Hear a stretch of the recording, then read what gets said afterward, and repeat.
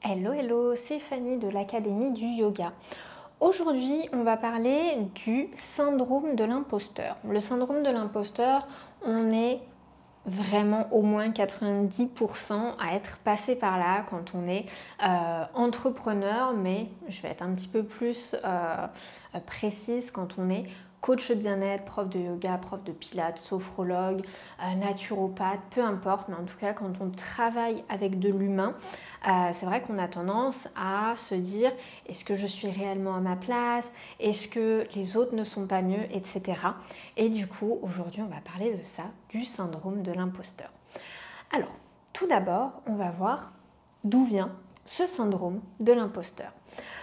Le syndrome de l'imposteur, c'est pas une seule chose, c'est un mélange de plusieurs choses. Pour certaines personnes, il va y avoir des choses qui vont résonner, pour d'autres, ça va pas résonner, et c'est ok. On est tous uniques et c'est ça qui est important. C'est un mélange de conditionnement, de blessures du passé et de mécanismes de protection. Le cerveau, lui, n'aime pas l'incertitude. Et si par le passé, vous avez vécu une situation dans laquelle vous avez été humilié, dans laquelle vous avez été rejeté, dans laquelle quelque chose s'est mal passé, eh bien votre cerveau va vous dire non, non, non, non, non, non, n'y va pas, danger.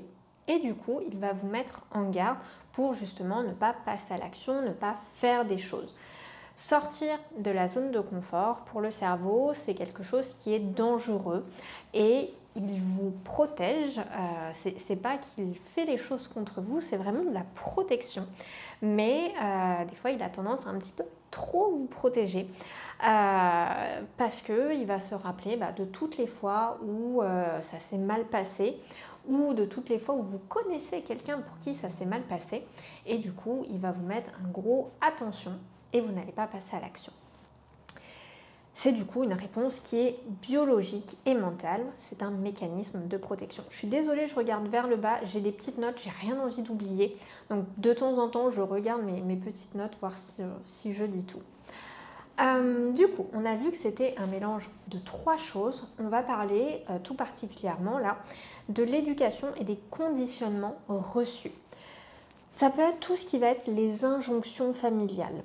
Sois sage, travaille dur, sois parfaite, fais ceci, ne fais pas cela, etc. Et ça va ancrer la peur de mal faire parce qu'on a toujours voulu cette reconnaissance de nos parents, cet amour de nos parents et du coup, le fait qu'on faisait bien les choses, parfois ça perdure à l'âge adulte et on a tellement envie de bien faire, de se dire « Waouh, ils vont encore être fiers de moi ». Parfois peut-être pas consciemment en tout cas, mais on a cette envie de bien faire qui vient nous paralyser parce que si on fait mal, forcément, on aura peut-être moins d'amour, moins de reconnaissance, etc. Justement, en parlant du manque de reconnaissance, si en tant qu'enfant, on n'a pas été félicité pour ses réussites, pour ses victoires, etc., que c'était quelque chose de normal, ou alors qui passait complètement à la trappe, on peut avoir du mal quand on est à l'âge adulte à justement se dire qu'on va réussir les choses, etc. Encore une fois, ça nous empêche de passer à l'action. Il peut y avoir aussi la comparaison précoce. Quand enfant, on a été très souvent comparé, ça peut être à l'école, avec le système des professeurs qui disaient « Ah, du coup, le pire élève de la classe, c'est un tel, et le meilleur élève de la classe, c'est un tel. » ou Trucmuche, tu devrais mieux prendre exemple sur machin et tout, qui c'est l'élève modèle, etc. Ou même au sein de la fratrie, qu'il y avait l'aîné, le cadet, le benjamin, peu importe, qui était plus mis en avant, mis sur un piédestal comparé à vous. C'est quelque chose qui peut perdurer en fait à l'âge adulte et vous pouvez avoir ce sentiment de ne pas être assez comparé aux autres, comparé à tout ce que vous pouvez voir aussi sur les réseaux sociaux. Parce que les réseaux sociaux, c'est une vitrine et du coup vous voyez ce que les autres personnes présentent, que ce soit leur cours, que ce soit leur lifestyle, leur style de vie, etc. Et vous allez pouvoir aussi vous comparer comme vous avez pu être comparé pendant l'enfance et vous dire mais moi en fait ce que je vis, ma réalité, mes cours, les témoignages de mes élèves, ma vie actuelle n'est rien comparé à ce que je vois sur tel et tel et tel compte. Et du coup, Ce syndrome de l'imposteur, c'est pas vous en soi, c'est l'ensemble des choses qu'on vous a mis dans votre tête qui va vous conditionner à ça. Il faut savoir que, petite parenthèse, les réseaux sociaux, c'est vraiment juste une vitrine. Ça ne définit pas toute la vie d'une personne, c'est vraiment les choses qu'elle décide de mettre en avant. Il peut y avoir aussi les pressions sociales et culturelles. Tout ce qui va être dans le monde du yoga, je prends l'exemple du yoga, mais ça peut aussi s'appliquer à la naturopathie, à la sophrologie, au pilates, etc. Un prof de yoga doit toujours être zen. Et oui, ça on l'a entendu. Ou bien un prof de yoga doit être souple. Ça peut être un naturopathe doit forcément bien manger et être fin. Un sophrologue doit toujours être zen, serein, etc. etc. etc. Il n'y a pas de... Je dis prof de yoga parce que oui, c'est mon corps de métier, mais il y en a partout. Pour revenir aux réseaux sociaux, pareil, vous voyez des vitrines de gens, il y en a qui sont à Bali, qui ont des endroits incroyables autour d'eux. Et c'est vrai que parfois ça donne envie, mais on peut avoir cette sensation de se comparer tout le temps à ce qu'il fait et de se dire qu'on n'est pas à la hauteur. Et dans le business aussi, certaines personnes, en tout cas, pensent qu'il faut tout savoir, tout connaître pour être légitime et du coup se lancer. Sauf que si on connaissait tout sur le business, que ça soit au niveau du statut juridique, des conditions générales de vente, des mentions légales, de faire son taf, peu importe votre diplôme, mais de faire son travail à soi, d'être doué en marketing, d'être doué devant la caméra, etc., etc. En fait, si on attend de tout maîtriser, d'être expert dans tout ça, on ne va jamais passer à l'action. Du coup, on doute, on attend, on se cache et rien ne se passe parce que justement, on n'ose pas et ça vient couper un petit peu l'élan naturel qu'on avait eu. Il y a aussi tout ce qui va être l'auto-exigence et le perfectionnisme. Beaucoup de profs de yoga pensent qu'il faut tout maîtriser avant de se lancer, alors que c'est comme dans la vie de tous les jours, il faut se lancer et l'expérience va aussi nous aider. On va rencontrer des élèves qui auront des difficultés, etc., qui vont nous amener à réfléchir, peut-être à revoir ou à découvrir des notions d'anatomie, à découvrir des façons d'enseigner différentes, etc., parce qu'on est en constante évolution et on travaille avec de l'humain, c'est l'humain aussi qui vient nous faire grandir. C'est tout ce lien social qui vient nous nourrir, faire grandir, évoluer notre pratique, notre enseignement, etc. Et il faut savoir que ce perfectionnisme vient nourrir le syndrome de l'imposteur. Je ne vais pas m'étaler là-dessus, je pense que je vous referai une vidéo spéciale sur le perfectionnisme. Mais là, si je commence, on est encore ensemble demain. Tout ce qui va être aussi les mémoires émotionnelles. Si par le passé on a vécu une critique violente, on a été rejeté, on a été humilié, ou on a échoué quelque part, le corps, le mental vont s'en souvenir et du coup ça va être difficile de se dire allez, bon, cette fois-ci ça va bien se passer, on y va, j'avance, je me sors les doigts, etc. Le mental, comme je vous l'ai dit en tout début, va venir associer visibilité à danger et du coup il va venir nous freiner pour justement éviter à tout prix qu'il se passe quelque chose de mal. Et c'est pour ça aussi que beaucoup de profs de yoga, de coachs, etc. n'osent pas publier sur les réseaux sociaux, lancer une offre, affirmer leurs tarifs, etc. parce qu'ils ont peur de « et si ça se passe mal ? Et si on me dit non ? Et si on me met un commentaire négatif ? Et si on me critique ?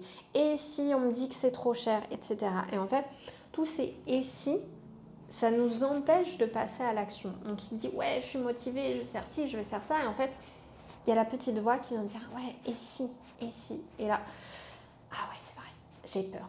Et on va venir complètement arrêter l'action qu'on commençait à mettre en place. Il faut savoir que au niveau du syndrome de l'imposteur, on peut retrouver 4 profils différents. Le premier, ça va être le perfectionniste, qui dit il faut que ce soit parfait avant de partager. Peut-être que vous vous retrouvez là-dedans, mais peut-être que vous allez vous retrouver dans un des trois autres, ou peut-être dans les trois autres. Il y a aussi l'expert éternel. C'est je ne sais pas encore assez. Non, là, j'ai pas assez de compétences, pas assez de savoir. Je peux pas encore me lancer maintenant. Je vais encore faire une formation avant de me lancer, etc.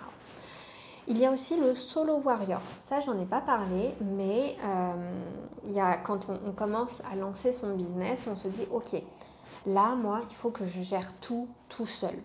Sauf qu'en fait, c'est comme tout. Il y a des gens qui sont plus experts que nous et qui vont être à même de nous aider. On n'a pas besoin de tout savoir, tout faire tout seul.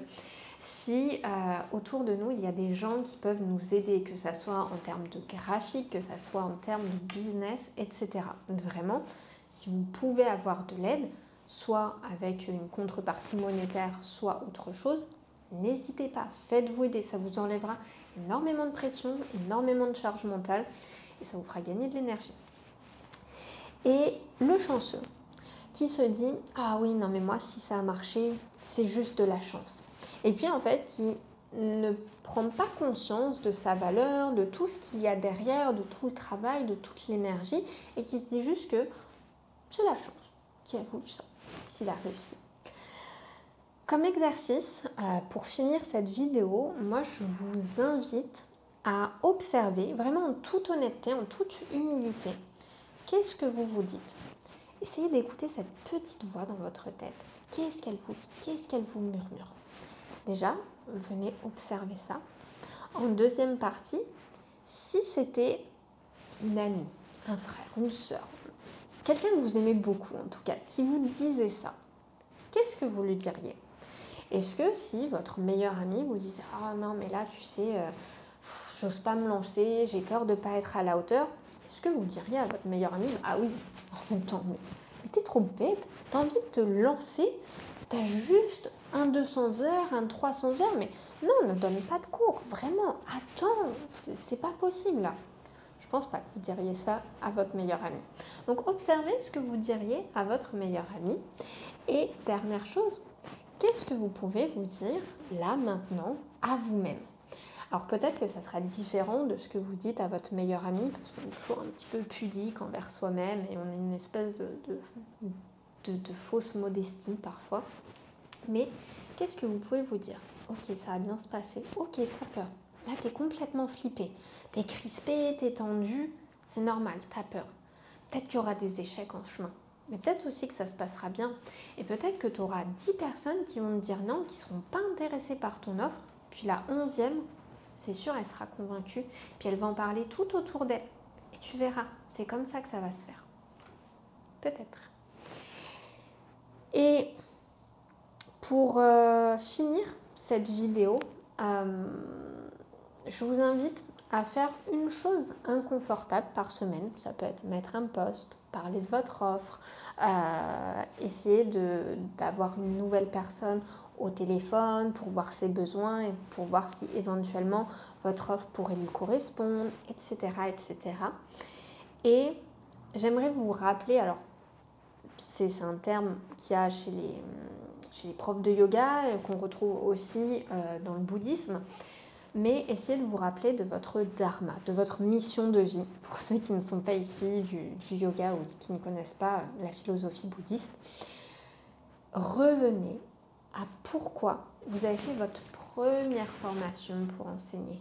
Pourquoi vous avez fait une formation? Est-ce que c'était simplement pour vous, pour aller plus loin dans votre pratique, ou est-ce que c'est parce que vous vous êtes dit moi, cette pratique, elle m'a fait tellement du bien, j'ai envie de la transmettre à telle et telle personne. J'ai envie d'apporter ça au monde, aux autres. Et peut-être qu'en vous disant ça, il y a un certain type de personnes que vous aviez voulu aider. Voilà, rappelez-vous, qu'est-ce que vous portiez dans le cœur? Qu'est-ce que vous aviez? Est-ce que vous aviez vécu un burn-out? Et puis le yoga ou peu importe quelle autre méthode, ça vous a fait tellement de bien que vous avez dit oh, si toutes les personnes qui vivaient un burn-out faisaient ça, mais ça serait génial. Ou est-ce que c'est la méditation qui vous a aidé ou autre chose, peu importe. Mais revenez à votre pourquoi, à votre mission. Et dès que vous doutez, revenez à ça. C'est ça le plus important. Je vous remercie en tout cas d'être resté jusqu'à la fin. N'hésitez pas à vous abonner pour voir toutes les vidéos qui vont sortir, pour voir aussi la vidéo sur le perfectionnisme et toutes les autres. Et je vous dis à bientôt.